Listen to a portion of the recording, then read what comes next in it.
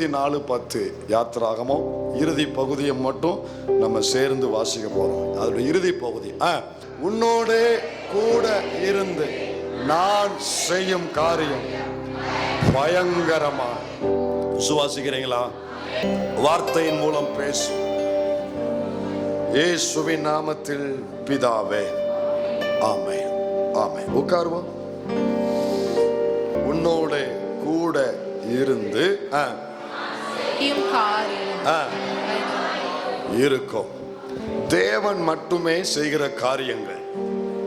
சில காரியத்தை கர்த்தர் மட்டும்தான் செய்ய முடியும். அவரை தவிர யாரும் செய்ய முடியாது. அப்ப அவர் மட்டும் செய்யக்கூடிய காரியத்தை அவர் மட்டும் செய்வதற்கு நான் காத்திருக்க வேண்டும். புஸ்தகம் யாத்திராகமத்தின் புஸ்தகம் 6ஆம் அதிகாரம். 6ஆம் அதிகாரத்தை எடுத்து கையில வச்சுக்கோங்க. 6ஆம் அதிகாரத்துக்காக கையில வச்சுக்கோங்க. நல்லா கவனிங்க. கர்த்தர் சொன்னாரு, உன்னோடு கூட இருந்து நான் செய்யும் காரியம். இப்ப ஒரு காரியம் நடந்தா சுத்தி இருக்கிறவங்க எல்லாரும் அதை என்ன செய்வாங்க? பாப்பாங்க. ஒரு காரியம் நடந்தா பேசுனா என்ன செய்வாங்க? கரெக்டா சொல்றீங்க. பேசுனா என்ன செய்வாங்க? நடந்தா பாப்பாங்க. பாப்பாங்க. இப்ப கர்த்தர் ஒரு காரியம் செய்யறாருன்னா அது எல்லாரும் என்ன செய்வாங்க? பாப்பாங்க. ஏன்னா அந்த வசனத்திலேயே அந்த வார்த்தை வந்துருச்சு. அவர்கள் பார்க்கக்கூடிய செயல். உன்னோடு கூட ஜனங்கள் எல்லாரும் காண்பார்கள் இருக்கு. அதுல அந்த வாக்குத்தத்த வசனத்துல காண்பார்கள் தான் சொல்லப்பட்டிருக்கு. அந்த வசனத்தை மறுபடி வாசி. 34:10 மறுபடி வாசி. அதற்கு அவர், இதோ நான் ஒரு உடன்படிக்கை பண்ணுகிறேன். பூமி எங்கும் எந்த ஜாதிகளிடத்திலும் செய்யப்படாத அதிசயங்களை உன் ஜனங்கள் எல்லாருக்கும் முன்பாகவும் செய்வேன். அப்படி செய்யும் பொழுது என்ன நடக்கும்? உன்னோடு கூட இருக்கிற ஜனங்கள் எல்லாரும் கர்த்தருடைய செய்கையை காண்பார்கள். அப்ப முதல்ல சொல்றாரு செய்வேன். அப்ப செய்வேன் சொல்லிட்டு அடுத்து ஒரு வார்த்தை கனெக்ட் பண்றாரு. நான் செஞ்சா கூட இருக்கிற எல்லாரும் என்ன செய்வாங்க? கர்த்தருடைய செய்கையை காண்பார்கள். அப்ப செய்வாரு, காண்பார்கள். செய்வாரு, காண்பார்கள். செய்ய போறாரு, காண்க போறாங்க. ஆமென். செய்து கொண்டு இருக்கிறாரு, கண்டு கொண்டு இருக்கிறார்கள். கர்த்தர் செய்யும் பொழுது அவர்கள் பார்ப்பார்கள். அவர்கள் பார்க்கிற மாதிரி தேவன் செய்வார். இப்ப பேசிக்கிட்டு இருக்கிறாங்க, பேச விட்டுருங்க. அவர் செய்யும் பொழுது வாய் அடைக்கப்படும், கண்ணை திறக்காரு கர்த்தர், பார்க்க வைப்பார். சரி, இப்ப பாருங்க. இப்ப அங்க வந்துருங்க. கர்த்தர் செய்கிற காரியம் காண்பார்கள். யார் யாரு காண்பா? இதுதான் இந்த செய்தி. யார் யார் காண்பா? கர்த்தர் செய்ய போகிற, கர்த்தர் தன் பிள்ளைக்கு அல்லது உங்களுக்குன்னு போட்டுக்கோங்க, எனக்குன்னு போட்டுக்கோங்க. கர்த்தர் எனக்கு செய்ய போகிற காரியத்தை யார் யார் காண்பார்கள்? 3 கூட்டம் பார்க்க போறாங்க. ஆண்டவர் இந்த சபைக்கு செய்ய போகிறத 3 கூட்டம் பார்க்க போறாங்க. ஆண்டவரே, இந்த 3 பேருக்காக கர்த்தருக்கு தோத்திரம். கர்த்தர் இங்க இருக்கிற குடும்பங்களுக்கு செய்ய போகிறத 3 கூட்டம் பார்க்க போறாங்க. ஆண்டவரே, 30 பேருக்காக ஸ்தோத்திரம். கர்த்தர் உங்கள் தனிப்பட்ட வாழ்க்கையில செய்ய போகிறத 3 கூட்டம் பார்க்க போறாங்க. இந்த 3 கூட்டத்தை இப்ப நம்ம பார்க்க முடியுமான்னு எனக்கு தெரியல. அதுல முதல் கூட்டம் யார் தெரியுமா? ERV இருக்கா? ERV டிரான்ஸ்லேஷன் இருக்கா? அதுல அந்த எக்ஸோடஸ் 6:1 எடுங்க, கவனிங்க. முதல் கூட்டம் யார்? கர்த்தர் செய்ய போகிற அல்லது செய்து கொண்டிருக்கிற காரியங்களை பார்க்க போகிற கூட்டத்தில் முதல் கூட்டம் யாருன்னா யாத்திராகமம் 6:1. நீ முதல்ல வாசி, அப்புறம் ERV போடுங்க. அப்பொழுது கர்த்தர் மோசேயை நோக்கி, நான் பார்வோனுக்கு செய்வதை இப்பொழுது காண்பாய். அப்படிங்க. நான் பார்வோனுக்கு செய்வதை உன்னோடு கூட இருந்து செய்யும். நான் பார்வோனுக்கு செய்வதை நான் செய்ய போகிறதை இப்பொழுது காண்பாய். அப்படிங்க. நம்ம டிரான்ஸ்லேஷன்ல இப்படி கொடுத்துட்டாங்க. ஆனா சுத்தமா மொழிபெயர்க்கப்பட்ட ERVல எப்படி இருக்கு பாருங்க. ERV போடுங்க. இதானா? இதான் ERV. ரைட், இதான் ERV. இந்த இதை வாசிங்க பார்க்கலாம். இப்போ இதை பார்த்து வாசித்தாயி எல்லாரும் வாசிங்க. அப்பொழுது கர்த்தர் மோசேயை நோக்கி, நான் பார்வோனுக்கு செய்ய போவதை நீ இப்போது காண்பாய். முதல் கூட்டம் யாரு? முதல் கூட்டம் யாரு? கர்த்தர் செய்ய போறத முதல்ல பார்க்க போறது நீதான். உங்ககிட்ட போய் சொன்னேன் பாருங்க. ஆங்கிலத்தில் என்ன அழகா இருக்கு பாருங்க. Now you shall see what I do. What will do?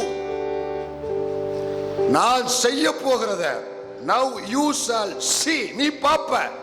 What I will do. நான் என்ன செய்ய போறேனோ அதை நீ பாப்ப. சரி, இப்ப நீங்க என்ன பாருங்க. ஆண்டவர் மோசேயை அழைத்தார், வாக்கு கொடுத்தார். அந்த வாக்குக்கு அடையாளமா கையில கோலை கொடுத்தார். கோலை வாங்கிட்டு போறான். யாரை சந்திக்க? பார்வோனை சந்திக்க. ஒரு ராஜாவை சந்திக்க கையில பொக்கையோடு போவாங்க, கிஃப்டோட போவாங்க, பொன் வெள்ளியோட போவாங்க. இவன் யார இதை எதை கொண்டு போறான்? எதை கொண்டு போறான்? ஒரே ஒரு கோலை கையில கொண்டு போறான். எல்லாரும் பார்வைக்கும் இந்த கோலை வச்சு என்ன செய்ய போறான்? இப்ப எகிப்துக்குள்ள போயிட்டான். ஜனங்களை கூப்பிடுறான், சபையாரை கூப்பிடுறான், எல்லாரையும் கூப்பிட்டு மூப்பர்களை கூப்பிட்டு பேசுறான். ஆண்டவர் நம்மளை சந்திக்கிறார். உங்க பெருமூச்சை தேவன் கேட்டார். ஆபிரகாம், ஈசாக்கு, யாக்கோபு கொடுத்த வாக்குத்தத்தத்தை கர்த்தர் நிறைவேற்ற போகிறாரு. உங்களை எகிப்திலிருந்து விடுவிக்க போறாரு, கானானுக்கு கொண்டு போக போறாரு. அதற்கு தான் என்னை அனுப்பினார் அப்படின்னு மோசே எடுத்து சொல்றாரு. எல்லாருக்கும் சந்தோஷம். அப்படியா மோசே? சரி, அப்ப சரி, நீ சீக்கிரம் செய்யறத சீக்கிரம் செய்.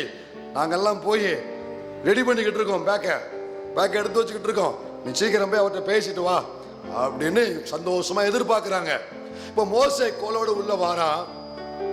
உள்ள வந்து பார்வோனிடத்துல பேசுறான். இப்ப மோசேயின் மனநிலைமை எப்படின்னா, இதுக்கு முன்னால இந்த மாதிரி சம்பவம் நடக்கல. உங்களுக்கு எனக்கு நடந்திருக்கு. இதுக்கு முன்னால நடந்ததுனால நமக்கு தெரிஞ்சிருக்கு. ஆனா மோசேக்கு இந்த சம்பவம் இதுக்கு முன்னால நடக்கல, எதுவும் எழுதி கொடுக்கப்படல. மோசேயின் மனநிலைமை என்ன அப்படின்னா, ஆண்டவர் அனுப்பும் பொழுது உடனே நடக்க போகுது. நான் போய் பேசின உடனே பார்வன் பொத்துன்னு கீழே விழுந்துருவான், மயங்கி விழுந்துருவான், அல்லது அவனுக்கு ஏதாவது ஒன்று ஆயிரும், அவன் உடனே எழுந்து போங்கடான்னு சொல்லி அனுப்பிடுவான் அப்படின்னு மோசே ஒரு பெரிய எதிர்பார்ப்பு. வந்து பாருங்க, 1ஆம் தேதி கர்த்தர் பேசும் பொழுது நமக்கு என்ன எதிர்பார்ப்பு உண்டாகுது? சின்ன எதிர்பார்ப்பு இல்ல, பெரிய எதிர்பார்ப்பு. மாசம் மறந்தாச்சு, 1ஆம் தேதி ஆண்டவர் இன்னைக்கு என்ன வார்த்தை பேச போறாரோ தெரியலையே, அப்ப கர்த்தர் பேசுறது எனக்கு தான் அப்படின்னு பெரிய எதிர்பார்ப்பு. ஓ, 1ஆம் தேதி வந்து நான் உனக்கு துணை நிற்கிறேன், பெரிய எதிர்பார்ப்பு. அப்புறம் நான் செய்யும் காரியம் பயங்கரமா இருக்கும், பெரிய எதிர்பார்ப்பு. செய்யப்படாத அதிசயங்கள், பெரிய எதிர்பார்ப்பு. உடன்படிக்கையின் தேவன், பெரிய எதிர்பார்ப்பு. இப்ப கர்த்தர் பேசும் பொழுது எல்லாரும் மனநிலைமையும் பெரிய எதிர்பார்ப்போடு பொங்கி வருது. உடனே நடந்துரும்.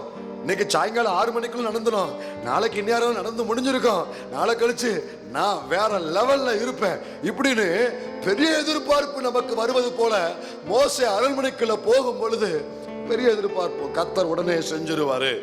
ஒரே அட்டம் இல்ல, எல்லாம் சரியாயிரும். ஒரே அட்டம் ரிசல்ட் வரும்போது பெரிய எதிர்பார்ப்பு. என்ன பிள்ளைங்களா, என்ன தம்பி, என்ன நீ எழுதலையோ அதான் அமைதியா இருக்க? நீங்க பெரிய எதிர்பார்ப்பு நம்ம எல்லாருக்கும். என் மகன் அப்படி இப்படி நான் சொல்றேன் அவ 0 0 0 3 0 வாங்கியிருந்தாலும் அவ எதிர்காலம் கர்த்தர் கையில் இருக்கு. ஆளுகளை பாரு, மார்க் வந்தா ஒரு சந்தோஷம், மார்க் வளர்னா ஒரு என்ன. கொஞ்சம் போய் உங்க ஃபைலை எடுத்து பாருங்க. உங்களுக்கே இவ்வளவு ஒரு மகிமையான வாழ்க்கையை கொடுத்திருக்காரு. நீ முழங்கால் நின்று பெத்த பிள்ளைய கர்த்தர் விட்டுருவாரா? வந்தா தோத்திரம், வராவிட்டாலும் 2 தோத்திரம், போச்சுன்னா 3 தோத்திரம். புரியுதா உங்களுக்கு? சோர்ந்து போக கூட, பக்கத்துல தடிச்சு சோர்ந்து போகாத, எதிர்காலம் கர்த்தர் கையில இருக்கு. ஆமென் சொல்றீங்களா? தோத்த பிள்ளைகளுக்கு 2 லட்டு ஊட்டுங்க. புரியுதா உங்களுக்கு?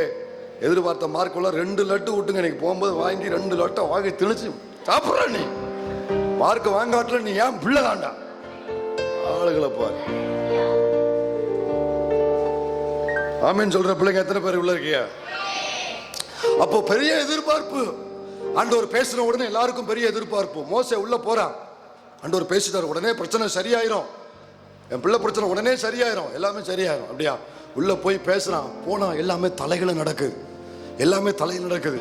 உள்ள போன மோசே தோற்று போனவனாய் வெளியே வரான். தோற்று போனவனாய் வெளியே வர சூழ்நிலை எதிராக போகுது. பார்வோன் ஒத்துக்கிடல, பார்வோன் சம்மதிக்கல, பார்வோன் இன்னும் அதிகமா அவர்களுக்கு விரோதமா செயல்படுறான். பழுவை கூட்டுறான், பாரத்தை கூட்டுறான், அவர்களுக்கு சுமைய கூட்டுறான். இன்னும் மோசைக்கு பிரஷர் அதிகமாகுது. அவனுங்க இவன் கோலை போட்ட அவனும் கோலை போடுறான். ஆரம்பத்துல மோசே தோற்று போனது போலவே அவனுடைய நிலைமை, ஆரம்பத்துல எதிரி ஜெயித்தது போலவே அவனுடைய நிலைமை இப்படித்தான் இருந்துச்சு. இப்ப மோசே வெளியே வந்துட்டு அவனுக்குள்ள ஒரு பெரிய சோர்வு. அவன் போய் தனியா ஜெபிக்கிறாங்க, ஜெபிச்சான் இருக்கு. அவன் போய் தனியா ஆண்டவர் பாத்துல விழுந்து கிடக்குறான். என்னப்பா வாக்கு கொடுத்தீங்களே, கொலெல்லாம் கொடுத்தீங்களே, நம்பித்தானே போனேன், அங்க போனா அவன் அடிச்சு முடுக்குறான், இன்னும் ஜனத்தின் மேல பாரத்தை கூட்டுறான். இப்ப ஜனங்கள் எல்லாரும் மோசையை நெருக்கிறாங்க, மோசையை நெருக்கிறாங்க. இவ்வளவு பிரஷர், ஒரு பக்கம் பார்வோன் நெருக்கம், இன்னொரு பக்கம் ஜனங்கள் நெருக்கிறாங்க. என்ன மோசே கர்த்தர் பேசினாருன்னு சொன்ன 1ஆம் தேதி வசனத்தை பெருசா பேசின உள்ள இருக்கு. வாக்கு தத்தத்தை அவ்வளவு வீரியமா பேசின, அவ்வளவு சீரியஸா பேசின, அவ்வளவு பீரங்கி மாதிரி பிரசங்கி பீரங்கி மாதிரி பேசின. என்ன ஆச்சு? கர்த்தர் சொன்னார் தானே பாஸ்டர் சொன்னீங்க, ஆண்டவர் இந்த வார்த்தை சொல்ல சொன்னார் தானே பாஸ்டர் சொன்னீங்க. ஒன்னும் நடக்கல பாஸ்டர். ஆண்டவர் தான் சொன்னாரா? நீரா அடிச்சு விடுறேரா? அன்னைக்கு அந்த பாஸ்டர் மோசைக்கு அவ்வளவு நெருக்கடி. பிராக்டிக்கலா யோசிச்சு பாருங்க. எல்லாவனும் வந்து கழுத்தை பிடிக்கிறான். சொன்னேன் மோசே, ஒண்ணுமே நடக்கலையே. பாரம் கூடுது, பிரச்சனை கூடுது, வேதனை கூடுது. இந்த பிரஷர் அவனுக்கு தாங்க முடியல. இந்த பிரஷர் தாங்க முடியாம மோசே கர்த்தரின் பாதத்துல விழுந்து கிடக்குறான். சும்மா கிடந்தவன நீங்க தானே கூப்பிட்டீங்க, நீங்க தான் நினைச்ச, வேண்டாம் வேண்டாம் சொன்னா கேட்கிறா? மறுபடியும் பிடிச்சி இழுத்துட்டு வந்து போ, நான் விடுவிப்பேன்னு சொன்னீங்க. இப்ப அவன் கொடுக்கிற குடும்பம் தாங்க முடியல, பிரச்சனை கூடுது, இவனுங்க நெருக்கிறாங்க. என்னப்பா வார்த்தை நிறைவேறலையே, காலங்கள் கடந்து போகுது, தாமதங்கள் தொடர்கிறது. மனநிலைமை எப்படி பிரஷர் கூடி இருக்கும். இந்த பிரஷர்ல மோசே அழுது கொண்டிருக்கிறான். இதுக்கு என்ன பதில்? அன்னைக்கு மோசே, இன்னைக்கு பல மோசேக்கள் உள்ள உட்கார்ந்துருக்கீங்க. பாத்தீங்களா? எனக்கு ஒத்துக்கிறதுக்கு ஆட்கள் இருக்கா? பல மோசேக்கள் உள்ள இருக்கிறீங்க. கர்த்தர் நிறைய பேசுறார் பாஸ்டர் உங்க மூலம். எனக்கு நிறைய பேசுனது உண்மைதான், சமயத்துக்கு ஏற்ற வார்த்தையை கொடுத்தது உண்மைதான். என் குடும்பத்துக்காகவே அன்னைக்கு உங்க வாயை திறந்தாரு, என் பிள்ளைக்காகவே உங்க வாயை திறந்தாரு. நான் வந்த மனநிலைமையை பார்த்து கர்த்தர் உங்க மூலம் என்கிட்ட பேசுனது உண்மைதான். எழுதி வச்சிருக்கிறேன், மனநிலை இருத்தி வச்சிருக்கிறேன். சாயங்காலம் அடுத்த வாரம் 1 மாசம் 6 மாசம் வருஷம் கடந்து போச்சு பாஸ்டர், இப்ப வரைக்கும் நிறைவேறல. கை வைத்து ஆமேன்னு சொல்லுங்க. சோர்வு, கேள்வி, சந்தேகம், இந்த 3 ஆட்கொள்ளப்பட்டு மோசே இருக்கவா மறுபடி கெட்டி கிளம்பிரவான்னு யோசித்து கொண்டிருக்கிறான். சில பிள்ளைகள் இங்க அதே நிலைமையில ஆண்டவர் பேசி பேசி பேசி நம்ம முடிஞ்ச அளவுக்கு கண்ட்ரோல் பண்ணி சரி இன்னும் சகித்து கொண்டு இருப்போம். ஊரை விட்டு என்னைக்கோ போக வேண்டியது, கர்த்தர் பேசுறதுனால சகித்து கொண்டு இருக்கிறேன், பொறுத்து கொண்டு இருக்கிறேன். ஒன்னும் நடக்கல, காலங்கள்லாம் போய்கிட்டு இருக்கு. விட்டுருவோமா, கிளம்பிடுவோமா? பிரஷர்ல இருக்கிறீங்க, கேள்வியில இருக்கிறீங்க, திகில்ல இருக்கிறீங்க, இதுக்கு மேல் நடக்கிறதுக்கு வாய்ப்பு இல்லை அப்படிங்கிற சந்தேகத்தில் இருக்கிறீங்க. உனக்காக கர்த்தர் இப்ப பேசுறாரு. நான் செய்ய போற காரியத்தை முதல்ல நீ காண்பாய், முதல்ல நீ காண்பாய், முதல்ல நீ காண்பாய். அடுத்தவன் பார்க்கிறது 2வது, ஊர் உலகம் பார்க்கிறது 2வது. சந்தேகத்தில் இருந்த மோசையை பார்த்து கர்த்தர் சொன்ன வார்த்தை தான் 6:1 வாசி. மறுபடியும் வாசி பார்க்கலாம். அப்பொழுது கர்த்தர் மோசையை நோக்கி, நான் பார்வோனுக்கு செய்ய போவதை, நான் பார்வோனுக்கு, தேவ பிள்ளையே, உன்னை சுத்தி இருக்கிற நெருக்கத்தின் காரியத்துல தேவன் டீல் பண்ண போகிறத, தேவன் செய்ய போகிற காரியத்தை நீ இப்போது காண்பாய். முதல்ல யார் பாப்பா? நான் பார்ப்பேன். I receive. நான் பார்ப்பேன். உன் எதிர்பார்ப்பு, உன் கண்ணீர், ஜெபம், உன் காத்திருக்கிற காலம், வார்த்தையை பிடித்து உறுதியா நிற்கிற இந்த துடிப்பு, இதற்கு இப்போ குறுக்க வந்த கேள்வி, சந்தேகம், இதெல்லாம் தேவன் வேற இருக்கும்படி கர்த்தர் செய்ய போகிறத முதல்ல உன் கண்ணை பார்க்க வைப்பாரு. முதல்ல நீ பார்க்கணும். அப்பதான் உனக்கு விசுவாசம் மறுபடியும் திடப்பட ஆரம்பிக்கும். நீ பார்க்கணும். உன்னைய பார்க்க வைப்பார் தேவ பிள்ளையே. உன் கண்ணை பார்க்க வைப்பார் தேவ பிள்ளையே. கண்ணீர் வடிச்ச உன் கண்ணை பார்க்க வைப்பார் தம்பி, தங்கச்சி. பார்க்க வைக்கிற தேவன். முதலாவது நீ காண்பாய். மோசே எனக்கு மத்தவன் பிரச்சனை அடுத்து. முதல்ல இப்போ நான் உன்னை சரி பண்ணணும்ப்பா. ஏன்னா உன்னை கொண்டுதான் நான் பெரிய பெரிய காரியத்தை, நிறைய காரியத்தை, என் திட்டத்தை செய்ய வேண்டியிருக்கு. ஆனா முதல்ல நீ காண்பாய். யாரெல்லாம் இந்த 2வது ஆறால சந்தேகம் நிறைந்த இருதயத்தோடு, கேள்வி நிறைந்த இருதயத்தோடு உட்கார்ந்து இருக்கிறீர்களோ, உன்னை கர்த்தர் தட்டி சொல்றாரு, நான் உன் குடும்பத்திற்கு, உன் பிள்ளைக்கு, உன் சபைக்கு, உன் ஊழியத்துக்கு செய்ய போகிறத, பார்வோனுக்கு செய்ய போறத, உன் பிரச்சனையில கர்த்தர் டீல் பண்ண போகிறத நீ பாப்ப. You shall see what I will do. நீ பாப்ப.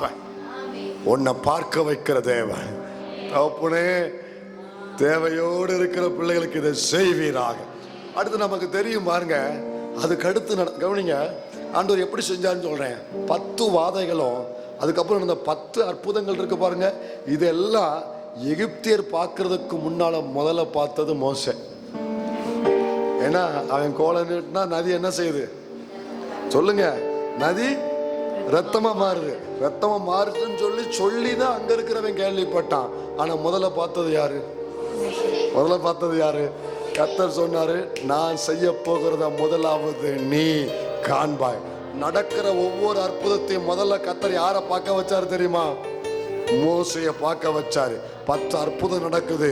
இறுதியில செங்கடல் பிளக்குது. தேவன் பலத்த கிரியை செய்யறாரு.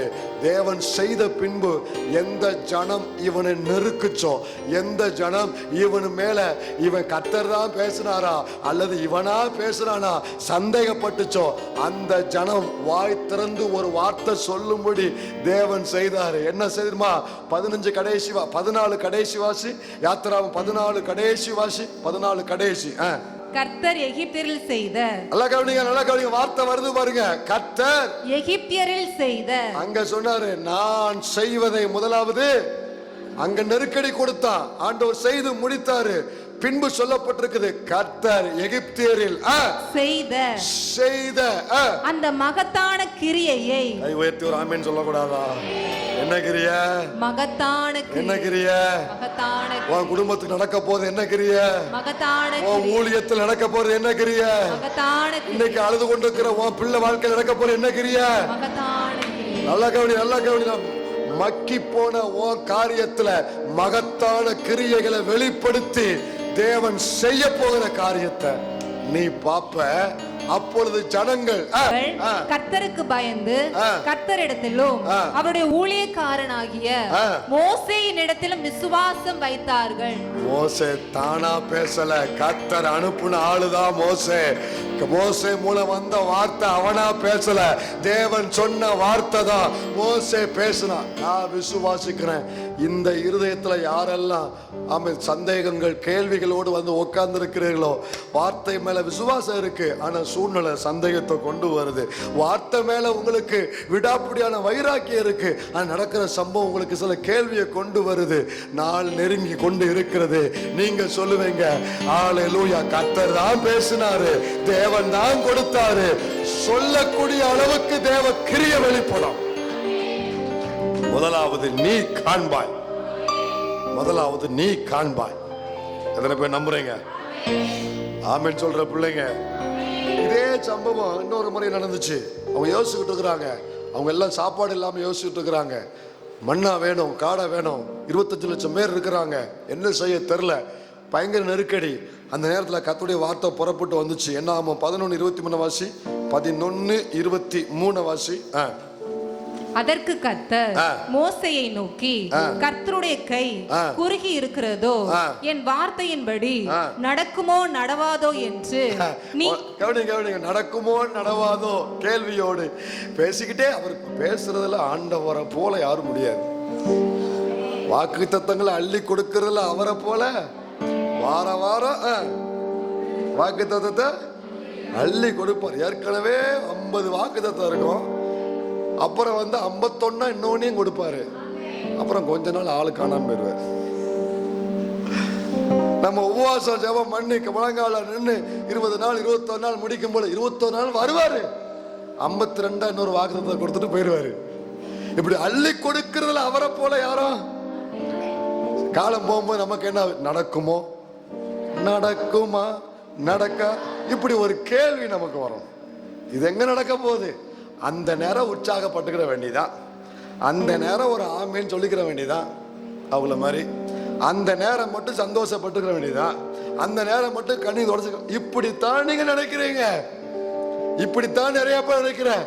கர்த்தர் சொன்னாரு மோசேயை பார்த்து, தேவையோடு இருக்கிறாங்க, சாப்பாடு கொடுக்கணும், என்ன செய்யணும் தெரியல, என்ன நடக்க போகுதுன்னு தெரியல. இவ்வளோ எங்க வீட்டில் 2 பிள்ளைகளுக்கு கொடுக்கறதுக்கு என்ன வாடு பண்றீங்க? அதுகளும் இந்த லீவில் சும்மாவா கிடக்குது, விதவிதமாக கேட்க. ஸ்கூலுக்காவது என்னத்தை கொடுத்தாலும் வண்டி ஓடிடுது. இப்போ விதவிதமாக கேட்டு உள்ள கடந்துட்டு உங்களை படுத்துற பாடு பாருங்க. விதவிதமாக கேட்கு என்ன பாடுபடுறீங்க? எல்லாமே அரிசி பருப்பு எல்லாம் இருக்கு, இருந்துமே பாடுபடுறீங்க. அங்கே ஒன்றும் இல்லை. அவர் மனநிலைமை எப்படி இருக்கும், அவங்க எப்படி இருக்கும் அது எனக்கு தான் தெரியும். செய்தி எனக்கு குறைஞ்சபட்சம் வியாழக்கிழமைக்குள்ள எனக்கு ஃபினிஷ் ஆயிடணும். வியாழக்கிழமைக்குள்ள எனக்கு செய்தி முடிச்சிடணும். அப்படி வெள்ளிக்கிழமை ஆகி எனக்கு செய்தி வரல, உங்களுக்கு கொடுக்கக்கூடிய ஆகாரம் ரெடி ஆகல அப்படின்னா அப்படியே ஒரு ஃபீவர் வர்ற மாதிரி ஆயிரும். ஃபீவர் உள்ள ஒரு ஃபீவர் மாதிரி வந்துடும், அப்படியே குளிர் காய்ச்சல் மாதிரி உள்ள வந்துடும். அப்புறம் வெள்ளிக்கிழமை சாயங்காலம் ஆகி ஒன்னும் ரெடி ஆகலன்னு வைங்களேன், சனிக்கிழமை ஆனா ஐசியூ தான். நிலைமைய சொல்றேன். மோசே நினைச்சு பாருங்க, அவ்வளவு பேருக்கு எப்படி கொடுக்கணும் யோசிச்சுட்டு இருக்கிறான். பாண்டவர் பார்க்க சந்தேகத்தில் இருக்கிறான், என்ன ஆக போதும் இந்த பேளுக நம்மளை அடிச்சு போட்டு கொண்டு வச்சு நம்மளை சாப்பிட்டுருவாங்க போல பயந்துகிட்டு இருக்கான். கர்த்தர் சொன்னாரு, நான் எவ்வளவு வார்த்தை கொடுத்துருக்கிறேன், இந்த வார்த்தை எவ்வளவு சூழ்நிலை வந்தாலும், சில நேரத்தில் சூழ்நிலை தானே மேல நிக்கி வார்த்தைக்கெல்லாம் போயிருது. ஆராதனையில 8 to 9 வார்த்தை இங்க இருக்கு, வெளியே போனா சாயங்காலம் 8 மணிக்கு வார்த்தை இங்க வந்துருது, சூழ்நிலை மேல போயிருது. உண்மையா இல்லையா? ஒரு பயம், ஒரு திகில், ஒரு சந்தேகம். அப்ப ஆண்டவர் சொன்னாரு, என் கை குறுகி இருக்கிறதோ நினைக்கிற, நான் சொல்லத்தான் செய்வேன் நினைக்கிற இல்ல. இஸ்ரவேலின் தேவனாகிய கர்த்தருக்கு ஸ்தோத்திரம், அவர் என் தகப்பனாகிய தாவீதுக்கு வாக்கினால் சொன்னதை தன் கரத்தினால் நிறைவேற்றுகிற தேவன். வார வாரம் மாசம் மாசம் வருஷம் வருஷம் கர்த்தர் உங்களுக்கு, உங்க வார்த்தைக்கு, உங்க பிள்ளைகளுக்கு, உங்க குடும்பத்துக்கு சொன்ன வார்த்தைகள் நிறைவேற்ற கூடாதபடிக்கு கர்த்தரின் கை குறுகி போகவில்லை. ஜூன் வரப்போகுது, ஃபீஸ் கட்டணும், கல்லூரி ஃபீஸ், ஸ்கூல் ஃபீஸ் இல்லையா? அடுத்து எதிர்கால காரியம், ஏகப்பட்ட காரியம். என்ன செய்வேன், ஏது செய்வேன்? நம்ம புத்தி என்ன தெரியுமா? எவங்கிட்ட கடன் வாங்கலாம், இதுதான் யோசிக்கும். அடுத்து இந்த வட்டிக்காரன்ட்ட இதுக்கு மேல வாங்க முடியாது, அடுத்து எந்த வட்டிக்காரன், இதுதான் நம்ம புத்தி. கர்த்தர் சொல்றாரு, என் கை குறுகி இருக்கிறதோ, பிள்ளைய கொடுத்தனா பிள்ளைய குறித்த திட்டம் இல்லாம இருப்பேனோ, அதற்குரிய தேவையை சந்திக்காமல் இருப்பேனோ.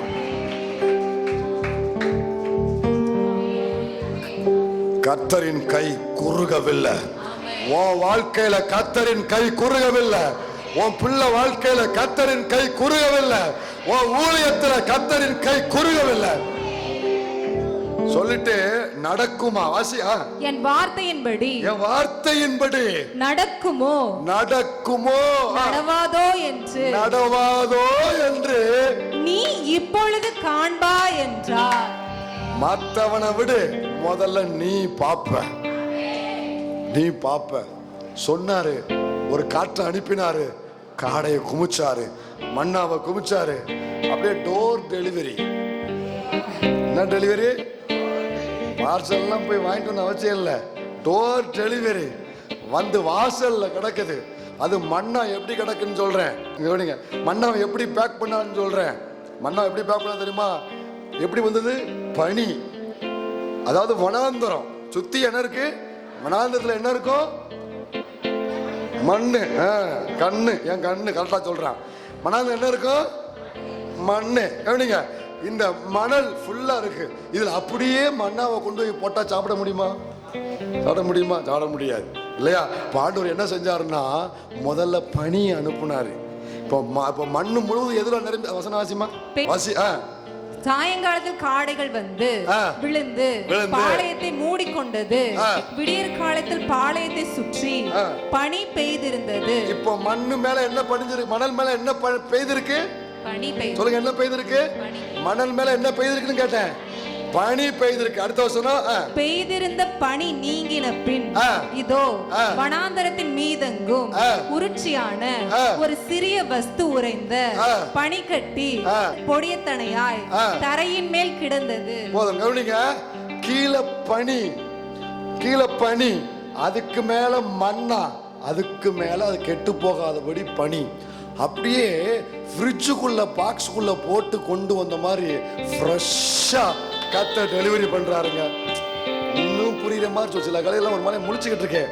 இந்த பர்கர் தின்றிருக்கியா? பர்கர் தின்றிருக்கேன் பாஸ்டர். கீழையும் ஒரு பண்ணு, மேலையும் ஒரு பண்ணு, உள்ளுக்குள்ள இருக்க ஒரு விஷயம் இல்லையா? இதே மாதிரி ஆண்டவர் பேக் பண்றாரு. கீழையும் பனி, மேலையும் பனி, நடுவுல மண்ணா. உலகத்துல ஆண்டவர் மாதிரி இந்த அளவுக்கு பாதுகாப்பா உனக்கு செய்ய முடியாது. என் கை குறுகி இருக்கிறதோ. முதலாவது நீ கான் பாய். யாத்திரா 34:10 மறுபடி வாசி. 34:10 மறுபடி வாசி. இரண்டாவது யாரு? அதற்கு அவர், இதோ நான் ஒரு உடன்படிக்கை பண்ணுகிறேன். பூமி எங்கும் எந்த ஜாதிகளிடத்திலும் செய்யப்படாத அதிசயங்களை உன் ஜனங்கள் எல்லாருக்கும் முன்பாகவும் செய்வேன். உன்னோட கூட இருக்கிற ஜனங்கள். இப்ப பாருங்க, கர்த்தர் எனக்கு செய்கிற காரியத்தை முதல்ல யார் பாப்பானாரு? கூட வாங்க, யார் பாப்பானாரு? நான் பாப்பேன், நம்ம பாப்போம் இல்லையா? ரெண்டாவது யார் பாப்பானா? உன்னோட கூட இருக்கிற ஜனங்கள் எல்லாரும். கூட இருக்கிற உன் கூட பிறந்தவர்கள், உன் கூட பிறந்தவர்கள், உன் வீட்டுக்குள்ள இருக்கிறவர்கள், உன் தெருவை சுத்தி இருக்கிறவங்க, உன்னை அறிந்தவர்கள், உன்னை நன்கு அறிமுகமானவர்கள், உன் கூட இருக்கிறவர்கள் எல்லாரும் கர்த்தருடைய செய்கையை காண்பார்கள். கை உயர்த்தி எத்தனை பேர் ஆமென் சொல்ல விரும்புறீங்க? ஆமென், ஹalleluya. நல்லா கவனிங்க. முதல்ல என்ன பார்க்க வைப்பாரு? ரெண்டாவது என் கூட இருக்கிறவர்களை பார்க்க வைப்பாரு. ஹalleluya. இந்த ஊழியத்துக்கு தேவன் செய்து கொண்டிருக்கிற காரியத்தை முதல்ல நான் பார்க்கிறேன். என் கூட சேர்ந்து கூட இருக்கிற நீங்க பார்க்கிறீங்க. உங்களுக்கு கர்த்தர் செய்ய போறத முதல்ல நீங்க பார்ப்பீங்க. ரெண்டாவது உங்க கூட இருக்கிற சூழ்ந்து இருக்கிற ஜனங்களை பார்க்க வைப்பார். ஏன் அவர்களை பார்க்க வைக்காருன்னா ஒரு முக்கியமான காரணம் உண்டு அவர்களை பார்க்க வைப்பதற்கு. இந்த தேவன் வாழ்க்கையில செயல்படுவதற்கு முன்பு நல்லா கவனிக்கணும். கர்த்தர் வெறுமனைய வாக்கு தத்தங்களை மட்டும் கொடுத்துட்டு இருந்தார்ல, வாக்கு தத்தங்கள் கொடுத்துட்டு இருந்தார்ல, அந்த நாட்கள்ல தேவன் செயல்படல. அப்போ உங்ககிட்ட பேசிக்கிட்டு மட்டும்தான் இருக்காரு. இதை செய்வேன், அதை நிறைவேற்றுவேன், இதை கொடுப்பேன். கர்த்தர் பேசிக்கிட்டு இருக்காரு. இப்படி கர்த்தர் வெறுமனையா பேசிக்கிட்டு இருக்கிறது உனக்கு மட்டும்தான் தெரியும், வேற யாருக்கும் தெரியாது. உனக்கு பேசுறது உனக்கு மட்டும்தான் தெரியும். எவ்வளவு பிரச்சனை வந்தாலும் நீ தேவ சமூகத்துக்கு ஏவார, கர்த்தர் உங்ககிட்ட பேசுறது உனக்கு மட்டும்தான் தெரியும். ஹல்லேலூயா. இப்ப கூட இருக்கிறவர்கள் தேவன் பேசுறத அவங்க கேட்க மாட்டாங்க, அதை கவனிக்க மாட்டாங்க. அவங்க என்ன பார்ப்பாங்கன்னா ஒண்ணுமே நடக்கலையே. சொல்றது புரியுதா? உங்களுக்கு கர்த்தர் ஒரு வார்த்தை பேசினா போதும், அன்றைய நாள் ஓடிடும், அந்த வாரம் ஓடிடும். ஆனா சுத்தி இருக்கிறவங்க எதுவுமே நடக்கலையே, இன்னும் அப்படியே தானே இருக்கு, பிரச்சனையா இருக்கு, குடும்பமா இருக்கு, எதுவுமே எழும்பல, எதுவுமே கட்டப்படல, எதுவுமே மாறல, எதுவுமே சரியாகல, எதுவுமே நடக்கல. உடனே அவங்க வாய்க்கு வந்ததை உன் மேல அள்ளி விசிறுவாங்க. வார்த்தையால உன் இருதயத்தை காயப்படுத்துவாங்க, உன் விசுவாசத்தை குறைக்க பார்ப்பாங்க, உன் ஜெபத்தை குறைக்க பார்ப்பாங்க, உன் மேல நிந்தனைகளை அள்ளி வீசுவாங்க, உன்னை அற்பமாய் பார்த்து சிறுமையாய் நடத்த ஆரம்பிப்பார்கள். அப்பவே கர்த்தர் 2வது பாயிண்ட் எழுதிட்டாரு. முதல்ல என் பிள்ளைய பார்க்க வச்சுட்டு 2வது நான் செய்ய போகிறத இந்த பரியாசம் பண்ண கூட்டம், விசுவாசத்தை குறைச்சு பேசின கூட்டம், உன் இருதயத்தில் நம்பிக்கையை குறைத்து பேசின கூட்டம், உனக்கு எதிராக நிந்தனை வார்த்தையில அள்ளிவிட்ட கூட்டம், உன்னை தலையில் மேல ஏறி நின்ற கூட்டம், இத கர்த்தர் பார்க்க வைக்கும்படி 2வது தேவன் உன் வாழ்க்கையில செயல்படுவார். நம்ம எல்லாரும் இந்த தாவீது ஏலா பள்ளத்தாக்குல சம்பவத்துல நம்ம முக்கியமானதை மட்டும் அப்படியே நம்ம வாசிச்சுட்டு, ஓ கல்லை கொண்டு வந்தா எரிஞ்சா கோலியாத்து விழுந்தா அல்லேலூயா எழும்பி போவோம், இப்படியே முடிச்சிருவோம். அது முடிஞ்ச உடனே ஒரு வார்த்தை என் கண்ணுல கர்த்தர் காமிச்சார். என் கண்ணுல காமிச்சு கொஞ்சம் அதை உத்து பாடுறா, மறுபடியும் படுறான்னாரு. என்னன்னா 52 17 52 மறுபடியும் படிங்க. 1 சாமுவேல் 17 52. அப்பொழுது இஸ்ரவேலரும் யூதா மனுஷரும் எழும்பி, முந்தின வசனத்துல இருந்து வா. ஆகையால் தாவீது பெலிஸ்தன் அண்டையில் ஓடி அவன் மேல் நின்று அவன் பட்டயத்தை எடுத்து அதை அதன் உரையிலிருந்து உருவி அவனை கொன்று அதனாலே அவன் தலையை வெட்டி போட்டான். சில காரியம் ஞாபகம் வருது. இப்ப அடுத்த வசனத்தை வாசி. அப்பொழுது இஸ்ரவேலரும் யூதா மனுஷரும் எழும்பி ஆர்ப்பரித்து பள்ளத்தாக்கின் எல்லை மட்டும், போதும் ஆரம்பம் மட்டும்தான் எனக்கு வேணும். அப்பொழுது இஸ்ரவேலரும் யூதா மனுஷரும், அது வரைக்கும் போதும், யூதா வரைக்கும் போதும். அப்பொழுது இஸ்ரவேலரும் யூதா மனுஷரும். இன்னொரு முறை முழு சபையும் சேர்ந்து இஸ்ரவேலரும் யூதா மனுஷரும். இன்னொரு முறை இஸ்ரவேலரும் யூதா மனுஷரும். இப்போ யுத்தம் நடக்கு, தாவீது கோலியாத்து. இப்ப இந்த யுத்தத்துக்கு பின்னால் நடந்த சம்பவம்லாம் நமக்கு தெரியும். அவனை தாவீது அந்த பாடுபடுத்துனாங்க, அவ்வளவு பரியாசம் பண்ணாங்க. யார் யார் பரியாசம் பண்ணா? அண்ணன்மார். முதல்ல அவன் தான், எங்க வேணாலும் அவன் தான் முதல்ல வரான். கூட பிறந்தவன் தான் வரான் முதல்ல. யார் பரியாசம் பண்ணா? கூட பிறந்தவன். யாரு? அப்படி சொல்லுவோம், பொதுவா போயிருவோம், எல்லாருக்கும் பிறந்தோம். யாரு முதல்ல பரியாசம் பண்ணது?